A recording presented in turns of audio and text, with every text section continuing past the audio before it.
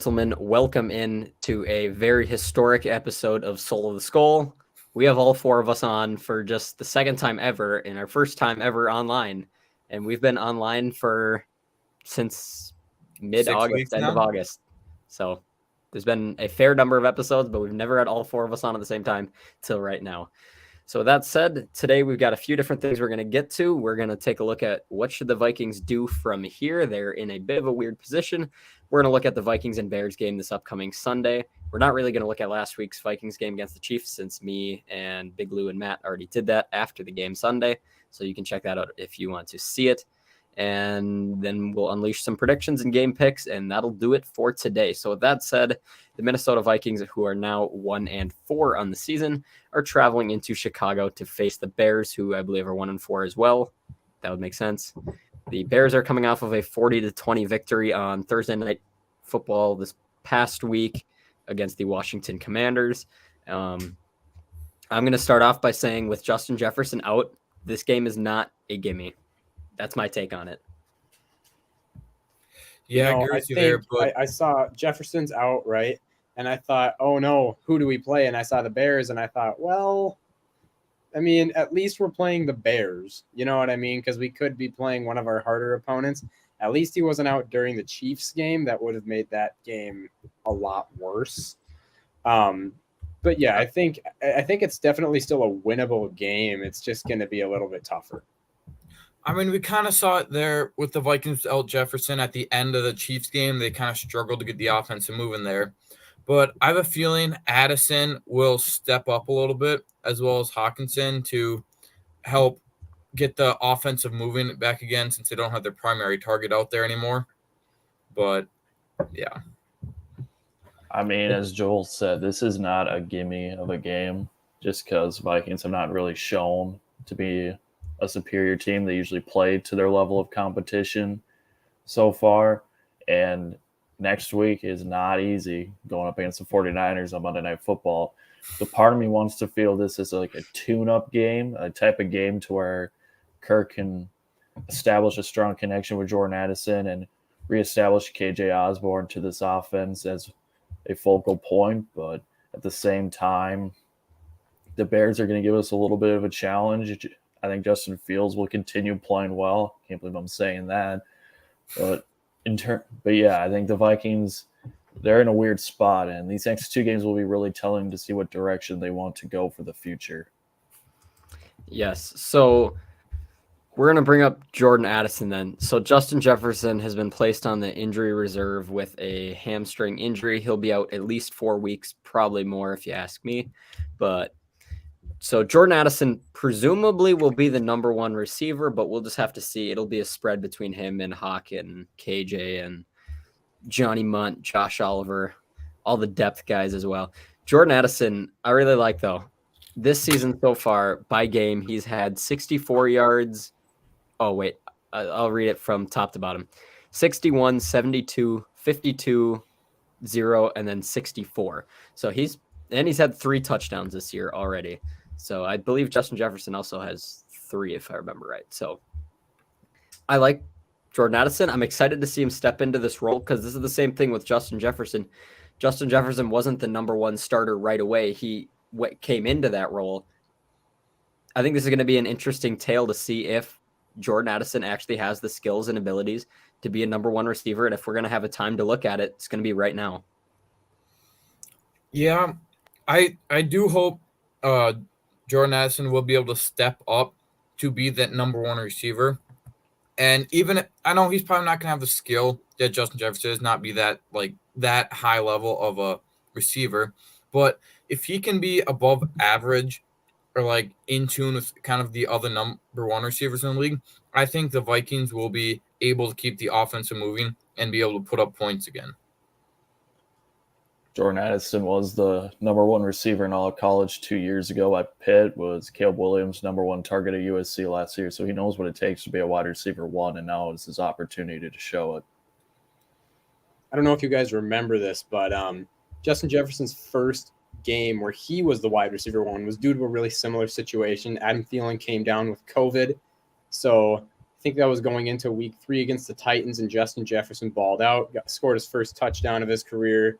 And that time that he was the number 1 receiver while Thielen was out really solidified him as one of the greats in the league. So if Jordan Addison can do anything even kind of on that scale, that would be absolutely amazing. Mm-hmm.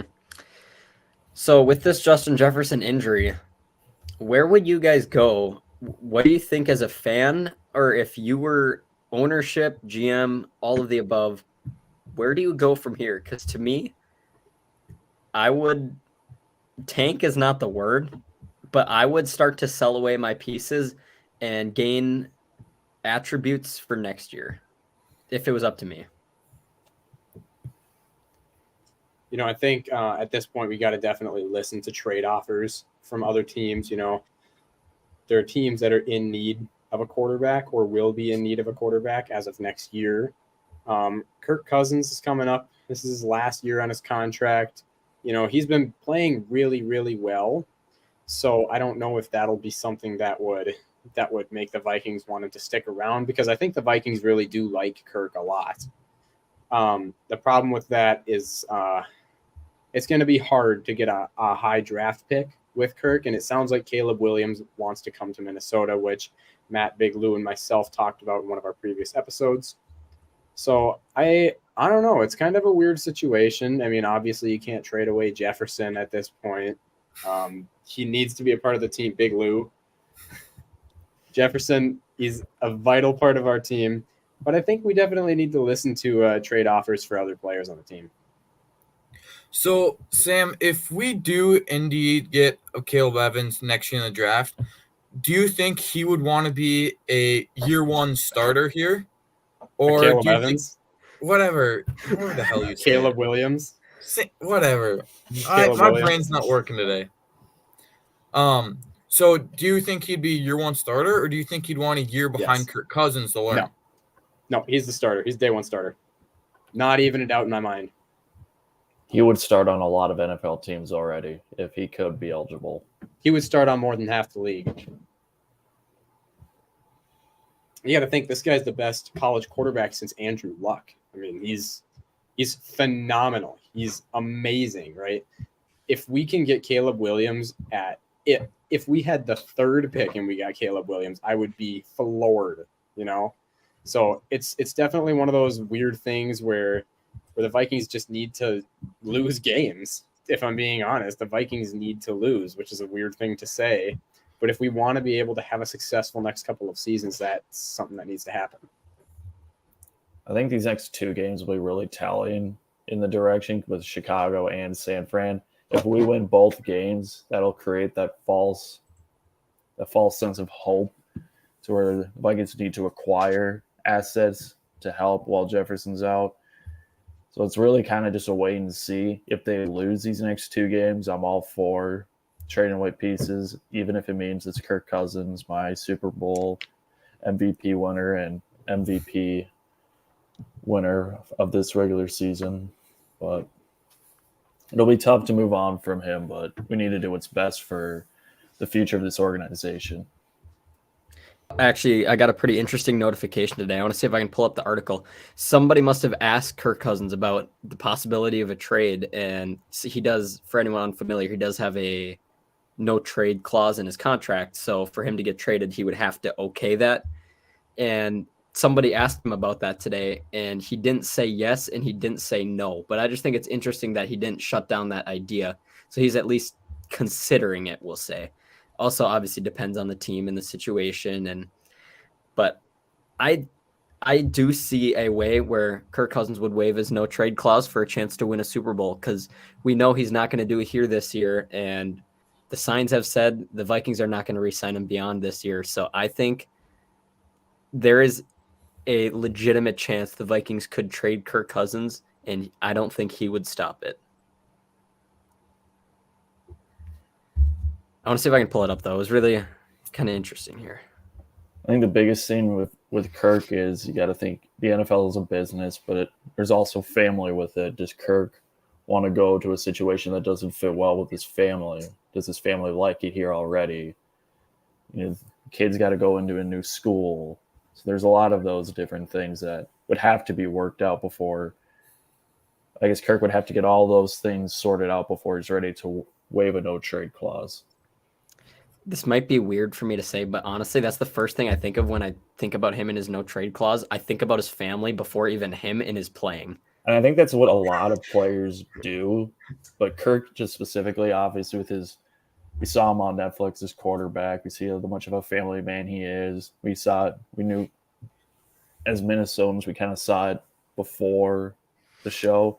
But I think that's what a lot of players do, that behind the scenes stuff that doesn't really get talked about enough. Yeah, I found it here. It's on NBC. It says he was asked on Wednesday if he could envision a time where he would waive his no trade clause.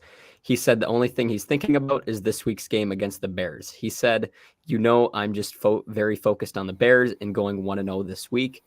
Anything else is not worth my time or energy. Obviously, he's going to say that, but to me, it's just a bit intriguing that he didn't completely shut down the idea of waiving something like that. So that's that. So unless anyone else has thoughts on Kirk Cousins, I've got an interesting exercise for us before we get into a couple other things here. So that sounded like a school assignment. Yeah. Like, I'm scared. All right, let's move on to this exercise, Joel. I've got an exercise for us. It's that we are going to look at the Vikings roster and go through who are some players we would be willing to trade and who are some players we would not be willing to trade. So, I mean, we can kind of look at it by position group here. Obviously, there's no quarterbacks other than Kirk Cousins. Obviously, we've kind of discussed that. I'm in favor of Kirk Cousins trade, as I've made known. Do we just want to go through each player and then raise our hand if we're I don't know if we have to go them? through every player because that just might be boring and take too much time. But, I mean, we can just kind of look at some specific players like just starters or players in the last year of their contract, I'm thinking. I'm going to say Madison. Madison's a big one for me. He hasn't had great production yet. Honestly, he's just not the running back we envisioned him to be. I think that if the Vikings are gonna look to trade someone, possibly in a skill position, I'd say Madison's got to go. Yes, but sorry, what are we going to trade him for? Yeah, you look at what we got Cam Akers for, a 7th and a 6th round pick swap. Is it who in the NFL would really want Madison? That's really what it's boiled. That's what I was going to say. Who would trade for him? I'm right. That's the big thing on why the Vikings probably have not done that yet. I'm just going to pull up his contract just so you can see it. I know they got him for really bargain value here. Against the cap this year, he's $2.4 million, and next year he's 4.6, and then he becomes a free agent after that. So it was a 2-year deal this past offseason. So they got him for pretty cheap, but he also hasn't been the player that they've been interested in. I just realized Sam's face is being covered up by the banner. My bad. I didn't want to say anything. It's like, I think the fans want to see Sam. Sorry, I did not see that. Soul to Skull. I don't know about that. Hey. Wow, Big Lou. Big Lou's throwing shade. All jokes. Big Lou's a hater. You guys are all hating on my pick, so a Caleb Evans, seriously? It's been a long day. In a little bit, I'll give you that. It has been a long day. We're going to go through the predictions segment in a little bit, and we're going to go through the red and the green, of course, and we have some yellow ones, which is just highlighted predictions. Most are Big Lou's. We're just going to hash that out now. Or mine. I have a couple too. We all have a couple of questionable ones, but majority. I think I have like 4 or 5 of them. But we can keep looking. Receiver. See, this would be dangerous if they got rid of KJ Osborne, but he's under the last year of contract, and I don't see any reason they would extend him with Jordan and Justin. So to me, he is a bit interesting. I guess it just comes down to, sorry, Big Lou, but I guess it just comes down to, do teams call and ask about his value? Not trying to say, go to a team and say, hey, do you want this guy? Yeah, because I don't know really what teams would. I mean, I'm sure some team would actually utilize KJ Osborne, but I don't know any standout teams that are kind of in like that need of a KJ Osborne type player. Chiefs. The Chiefs are going to get me Cole Hardman. Relax. Ravens. They get Zay Flowers now. Anyone and play them. Zay Flowers didn't do anything last week. None of their receivers did anything last week. I got him on my fantasy team, and he's not doing good. They had 10 drops last week. That's why they lost to the Steelers. And how is KJ Osborne going to fix that problem? He doesn't drop any balls. That's probably true. I didn't look at stats. You know, it'd be interesting if Jordan Addison was the number one while Justin is hurt. They trade away KJ, and then Jalen Naylor becomes healthy and becomes the number 2. I think that'd be interesting. I think you got to see what maybe my 4 touchdown prediction actually hits. Or Tristan Jackson. He's had some good flashes too. That's true. Training camp and preseason. I think that could be interesting, but is Brandon Powell on a 1-year contract? I'll take a look at that for you here. I like him. He got a little bit of run. If he's on a 1-year contract, that's a little bit iffy if we trade KJ. But if he's on, a 2-3-year contract, then it would make more sense to trade KJ Osborne. No, he is on a 1-year. Okay. I did like him playing receiver a little bit at the end of last week's game. He did well. He did a decent job, at least in my opinion. We'll keep going down. Tight end, they're probably not going to do anything. Pretty safe to say. And they still have Johnny Munt, the GOAT. Tackle, they're fine. Guard isn't interesting. We should just simply talk about this position as a whole. They have Ezra. He's coming into his last year of his deal. They took him in the second round in 2020. Then we got Ed Ingram, second round pick last year, and then Dalton Reisner as well. So it's interesting that they signed Dalton Reisner, but he hasn't played at all. So I'm not sure. Well, actually, I shouldn't even say that. I don't have stats behind it, but the Vikings offensive line has actually been one of the best offensive lines since like week 2 or 3 or something. Christian Darrisaw has been ranked as the number 1 tackle among starting tackles in the NFL right now, which is actually pretty impressive considering that the Vikings O-line has been historically terrible. Brian O'Neill, I think, is ranked at like 35 or something, which is not great. But Ed Ingram, I think, is top 15, which is shocking to me. Yeah. So, yeah, I think that's just interesting to see. They got 3 guards that are, I'm going to say, starting quality, since Cleveland and Ingram, they have been hit or miss, but this year they have been playing fine for the most part. Except for the forced fumble. Yeah. That's its own thing. And Ed Ingram still has not tripped Kirk Cousins, at least not to my knowledge. So that's good. Let's keep it that way. Then we'll go down here. We got Bradbury. He's had issues with staying healthy in his back and whatnot, but he's also under a multi-year deal. I don't think they're going to do anything with him. Other than that, I like Harrison Phillips. He's a fine player. He's also just a cool dude. So I just kind of like him. But that's kind of random. We're going to keep going, though. We got Dean Lowry. I think Dean Lowry has been playing really well, actually, over the past couple games. Surprisingly, considering he had a pretty bad start to the year. But now he's playing better. We're going to broach this player again. Danielle Hunter. I'd be okay with trading him. I would be okay with trading him. I forget. I forget how many years his contract is. He just signed the extension. Where does he rank among sacks right now? Top 3, I think. Top 3 it is. Definitely behind TJ Watt. He's been going off. Yeah, lately. And then what's his face who had 6 sacks in one game? Khalil Mack. Yeah. He's got good value. See what you can get for him. By the way, Daniil's only under for 1 year, so they'll have to revisit again in the offseason, I think. I think a team would take him as a rental for a few weeks. If actually, I might be wrong. Super Bowl push. Well, I don't know. He's got a confusing contract, but I'm not going to get all into it now.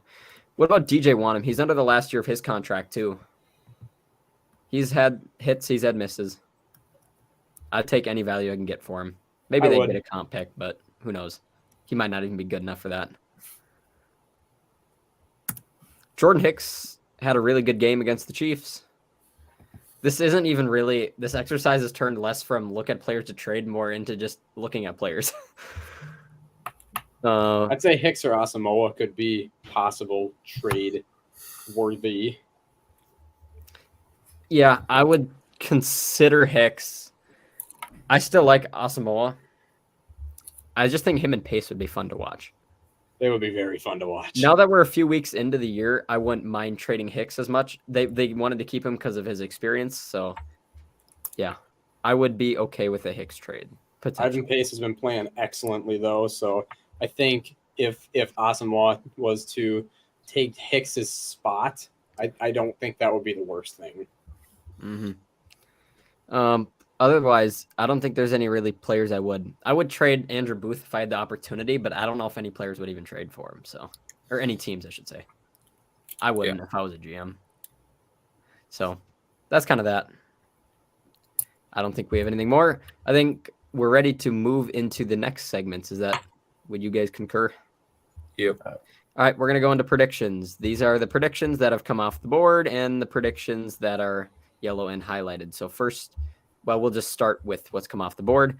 I said Daniil Hunter will have at least 7 sacks in his first 5 games this year. He had 6. So close. Then I said the Vikings will win exactly 2 of the following 3, and they already lost both of those, so that's wrong. Also, highlighted prediction, I said Vikings and Lions Week 18 would be Sunday night. That probably will not be happening because the division is going to be wrapped up by Detroit. Sam said Kirk will not throw an interception against the Chiefs. Ding, ding, ding. He also said Travis Kelce will not score. That is wrong. He said Cam Akers will score his first touchdown with the Vikings this week, as in this past week, and he did not.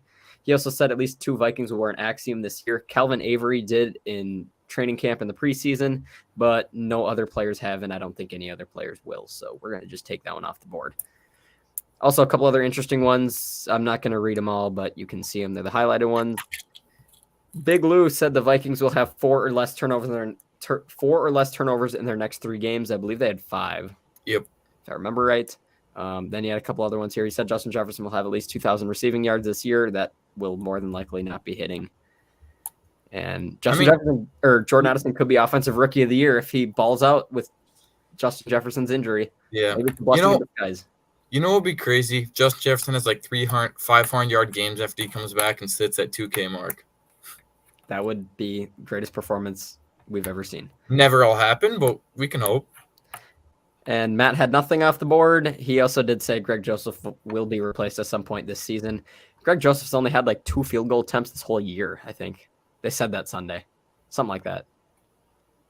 Yeah, because we have so many dang turnovers. Line. Too many 3-and-outs. And too many turnovers in the red zone. Yeah. So that's that. We can look at our standings. I just want to make a quick note, though, before we move on. Yep. I heard this thing. It sounds like there's a possibility the Chiefs are going to be changing their colors from red and yellow to black and white to match the referees since they're all part of the team. Oh, you had me in the first half. I believed you first half. Don't lie. No, it's the referees are changing theirs to red and white. It's red and yellow, Big Lou. No, because they keep their white stripes. They change the black ones to red. Yeah. Did none of you see? Why not red and yellow? Did none of you see the picture of that? It had the Chiefs logo on the shoulder and then their red and white stripes. Yeah, I've seen that, I think. Well, that's that. Don't be hating on me for that. Sam, I won't lie. I did believe you for a minute there. I know you all did. That's why I delivered it the way I did. There's no way they could change their colors. Those are too good. They got good colors. I know. They're too iconic. Yeah. So we can look at our standings here. Sam has the lead outside of Matt, but Matt only has 2 things come off the board, so we're going to discredit him for that. Sorry, Matt. Big Lou with 25%, and I'm at the bottom at 22%. With that said, that's also our trivia section, which we kind of abandoned. Maybe it'll come back sometime soon, though. Off-season. Yeah, maybe that'll be better off-season content. With that, oh, wait, we didn't make our new predictions. My bad. All right, I'll kick us off. We'll just go in order. That can just be the new thing. We'll just go in order. I'll kick us off. My first prediction is a player that they activated his practice window to come off the IR today. Kene Nwangwu will not have a kick return touchdown this season. He had 2 in his rookie year. He had 1 last year. He will not have any this year. All right, my first prediction is that Justin Jefferson's contract will be resolved before he is off IR. He's got 4 or 5 weeks to do that, so I think it'll happen in that time span. I do not. I don't think the Vikings brass is going to want to talk during the season.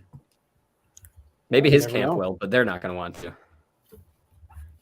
Well, maybe. You never know. Interesting one, though. Mine was Cam Akers will get his first touchdown as a Viking against the Bears. Mm-hmm. I mean, it's kind of a copy of Sam's, but I couldn't think of anything else. Am I supposed to white that, or are you doing it? Oh, you can white it. I got you. All right. I'll white my own, but I'll go a little out of order. My first prediction will have to do with Jordan Addison. I think he'll have 2+ touchdowns. Okay, I didn't spell Sunday right. No one look. Sunday. Reminds me of Big Lou on the spreadsheet. I've corrected so many Big Lou spelling errors on this. I decided to fill it black and then type. That's not the best way to go. But Jordan Addison will have a breakout game. Give me I can do numbers. I can't do letters. They have spell check too. How can I mess that up? I managed to. All right. Back over to me. I believe I also had Jordan Addison one. I said Jordan Addison will have his first 100-yard receiving game of his career against the Chicago Bears this week. Hopefully they use him as the number 1. I would love to see it. All right. This one is kind of a gimme, maybe not. But I'm going to say that Jordan Addison will score 4 touchdowns or more while Justin Jefferson is injured. Yeah. Good one. I like that one. All right. Mine is the Vikings' time of possession will be higher than the Bears this Sunday. They have yet to have a higher time of possession than their opponent this season, I believe. I remember all the games, but yeah. Well, in spirit of keeping it about this Sunday, I think Justin Fields will have over 75 yards rushing. The offense goes the way Justin Fields wants it to go, and they utilize his legs. They get the offense moving. They have a good shot at winning. So, how many passing yards did he have on Thursday? I thought it was over 300. It was over 300. He actually looked really good. I won't Him lie. and DJ Moore have a special connection. They finally it's also figured been it out. like 4 games. It's about time. About Well, time. perfect. Long enough. He has a perfect passer rating when targeting DJ Moore. Does he even target anyone other than DJ Moore? Well, who Chase else does he have to throw to? He doesn't. Yeah. Chase He had Claypool was Chase boycotting the Claypool. team Hey, Chase Claypool is a top Equinemi- 3 receiver. Equinemius On the St. Bears. Brown. Okay, Justin Fields. Not even on the Cover. Bears. Big Lou, knock it off. This is family friendly. That's kind of funny, though, that Chase Claypool got traded over to the Dolphins. And then I forget the coach's name, but McDaniels, right? No. Mm-hmm. Yeah, McDaniels. He was saying something like, "Oh, you guys want me to say it," regarding Chase Claypool. And he was like, "I like Chase. He's fast."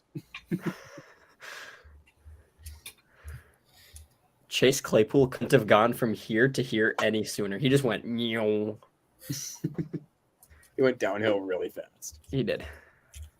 All right, my third and final prediction: the Lions will beat the Bucs by at least 14 this week. The Lions, I believe, have won like 3 games in a row now by at least 2 touchdowns. They're going to do it again. I buy the Lions hype, so I have all year.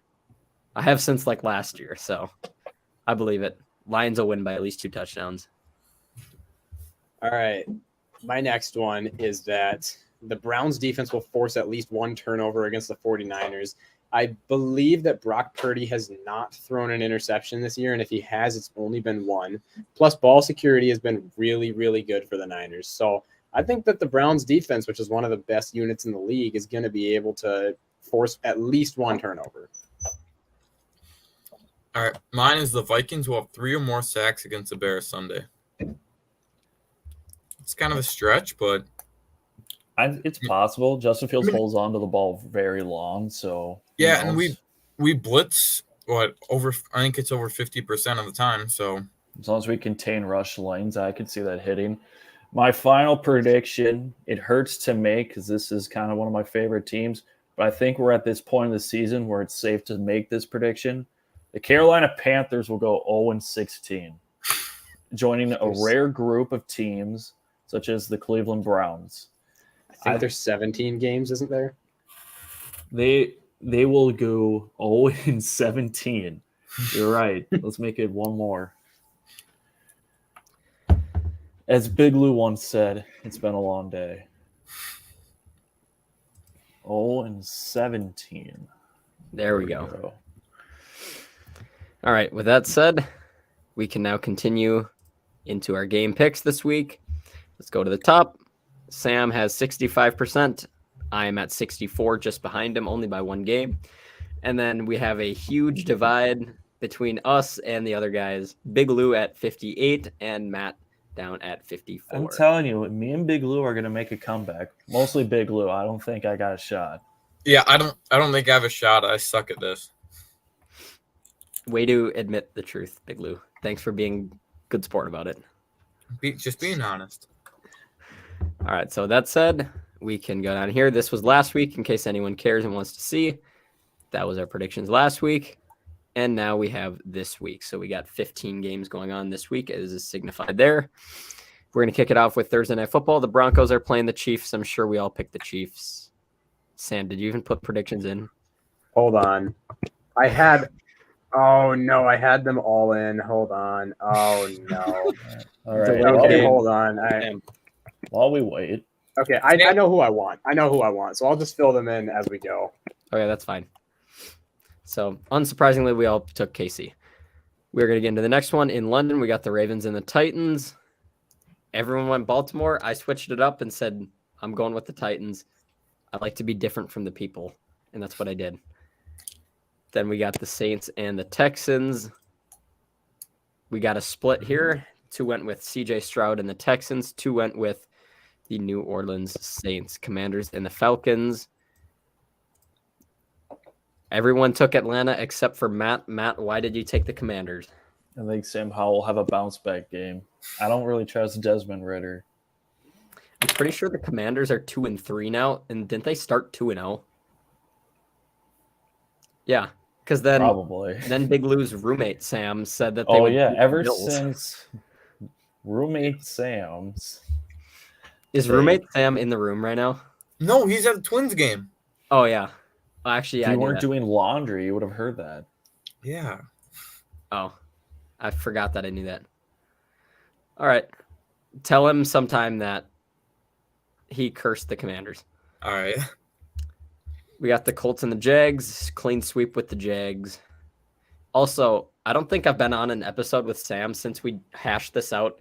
Jags is Jax and not JAC. Yeah, I I just know. want to make that clear. I was always the one putting JAX, and then you guys told me it you was were wrong. putting JAC, Joel. I think I did once on accident. No, You you put did for like JAC, the first and then you 3 guys all weeks. got mad at me for doing JAX. And Joel, I was stop. like, JAX is right. Stop gaslighting us. It was obviously JAC. Joel's out of you. gaslighting me. It was definitely me at least once because I went back on one of our old podcasts and watched it, and I was like, wait, I was the one typing them in. My bad. So it was me. But I thought he did too, though. I don't think it's just me. Maybe it is. JAX. I've always said JAX. Okay, at least we're all on the same page now. Seahawks and the Bengals. Everyone went with Cincy except for Sam. Is it because Joe Burrow is not him? Somewhat, but also the Seahawks have been having a really hot start to their season, so I think it's going to True. continue. All right, I'm sure we all took the Niners. They're the best team in the NFL, at least in my opinion, and sure enough, we did. Panthers and the Dolphins. Did Matt switch it up and go Panthers? Nope. How funny that would have been. That would have been. All right. I'm kind of interested to see how this is going to play out. Is it a clean sweep of the Vikings? Guess what? I'll tell you all right now, it's not. I took the Bears. I took the Chargers last time. It worked. Wait. No. Depends how you look at it. I took the Chargers. They won. And Okay. wait, I'm just driving myself in a hole here. You are. I'm just going to shut up. Just Yeah, switch that's a it, good Joel. idea. Yep, we're going to keep going. You're on a Vikings related. This game is not a gimme, though. podcast. Don't say I'm on a Vikings podcast because guess what? The truest fans can admit when their team is bad and can criticize them. We can That's admit what a we're true fan bad, does. but I don't think we're quite to Chicago bad. I guess we'll find out Sunday. They put up 40 last week. Okay. What's the Against the highest Commanders. points the Vikings the have put up this year? Ooh, wow. Did you say what's the highest the Vikings have scored this year? Yeah. Well, it's not 40, but we've also played like 3 of the top 5 defenses in the NFL. No more than 30. Probably no more than 27. I was gonna say, yeah. That sounds right. So, I don't care that I took the Bears. It's with Justin Jefferson out, anything's possible. And with the Bears putting up a 40 whopper, anything is possible. So that said, we're going to keep going. Cardinals and the Rams. We all took the Rams because the Cardinals are going to be the Cardinals. Lions and the Bucks. Clean sweep of the Lions. Pats in the Raiders. Everyone took the Raiders. Someone I think took the New England last week. Someone I think did, if I remember right. I did 2 weeks ago. Big Lou did. Big Lou did. Why did you take the Patriots? You know, I was trying not to have all the picks the same, and I don't know. You think maybe there could be an upset, but I'm realizing they just suck this year. Big Lou, maybe that's why we suck at predictions, because we try to be different. That's what I won't even talk. I'll keep my mouth shut. That's what I'm doing right now. I took Tennessee and I took the Bears. Just pick who you think is going to win. Just like how I took the Chargers, and then the Chargers beat the Vikings, and I was right. Eagles and Jets, we probably all took Philly. Yeah, clean sweep. We did. This will Giants probably be a and clean sweep too. Probably Buffalo. Yep. Yeah. Cowboys and Chargers. Could this be a sweep or is it not? Oh, I meant Big Lou didn't even pick. I meant to say Chargers. Not the Dallas is not going to win that. We do have a Dallas, and it's Sam. Sam, why did you take Mike McCarthy and the Cowboys? Because Dallas has a really good defense. I think they'll be able to shut down the Chargers. Even though Austin Eckler is back, I think they're still going to be able to stop him. And I don't think Dak Prescott's going to throw an interception this week. Why don't You want to put that on a prediction? You didn't make it a prediction because you weren't so solid about it. Oops, I know. Dak Prescott threw 3 last week, so wait, did you want to make that a bonus prediction? We want to put that on the board. Dak Prescott will not throw an interception. Can it not count against me? No. How about this? We make it worth 2 points. If you're so confident, we make it worth 1 point for Sam, but if it doesn't hit, we all get a point. Ooh, that's stupid. No. Okay, fine. I'll do that, but I get 2 if it hits. He gets 2 if it hits, and if it doesn't, we get 1. Yeah, I think that's fair. Okay. We're gonna do that. All right. Let me pull the spreadsheet back up so you guys can get verification. You should color code that like blue or something, or purple, I will. Or something. Gambling man. Ladies and gentlemen, welcome to Soul of the Skull, where we make up rules as we go. But this is fun, so we're gonna do it. So Sam says Dak Prescott will not throw interception versus Chargers. And we're going to take that and we're going to put it in Cowboys blue. We'll just put it in like a dark. No, that's too dark. How about that? That's purple. My bad. Change like the color of the text. Yeah, we'll do that. We'll put it in dark blue and we'll make this white. There we go. So How that about is them the boys? Official ruling there is if Dak Prescott does not throw an interception, Sam gets 2 points for it. And if he does throw an interception, then we get 1. Everyone else. As part of this exercise, you can get extra credit, Sam. So if that hits and he gets 2 points, we obviously up his 6 to 8.